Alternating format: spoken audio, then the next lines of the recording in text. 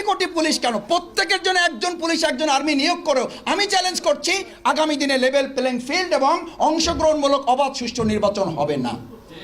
আর যদি না হয়, না হওয়ার পরিবেশ যদি হয়, বাংলাদেশ জামাত ইসলামী নির্বাচনে অংশগ্রহণ করবে না এটা বলছি না, আমরা এরকম কোনো আর একটা ফ্যাসিস্টের নির্বাচন হতেই দেব না। সমস্যাকে ঠিক করেন, তারপর রাষ্ট্রের দিকে চোখ দেন।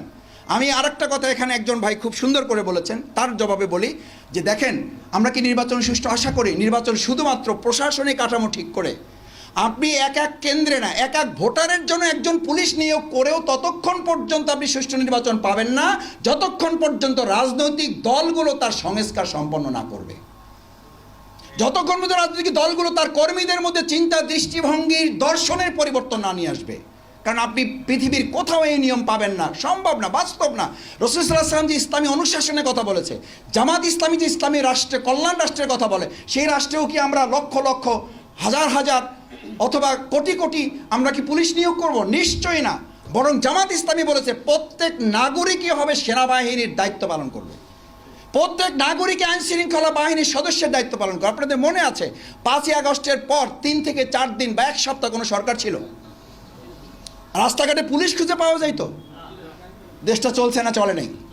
শুধু চলে নাই না, আমার গাড়ি চেক করে 7 জায়গায় আটকাইছে।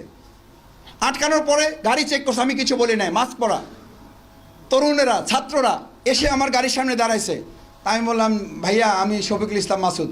বলছে, ভাই গাড়ি যেহেতু চেক করা হয়ে গেছে, এখন বৈষম্য হবে না, একটু নামেন, আপনার সাথে একটা ছবি তুলবো। তা আমি বললাম, এইটা কিন্তু হবে না। বলছে, না, ছবি না তুললে আপনাকে যাইতে দেবো না।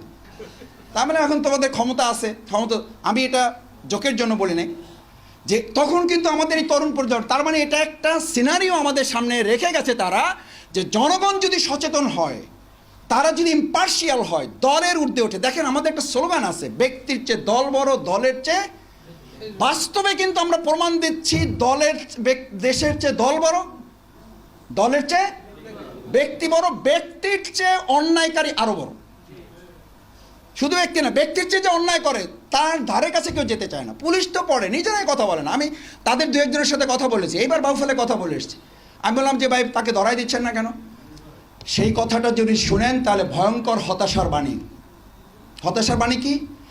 যে যত বেশি জামাতকে, ছাত্র শিবিরকে যে যত বেশি গালিগালাজ করতে পারবে, যে যত বেশি অত্যাচার করতে পারবে, তার নমিনেশন তত কনফার্ম।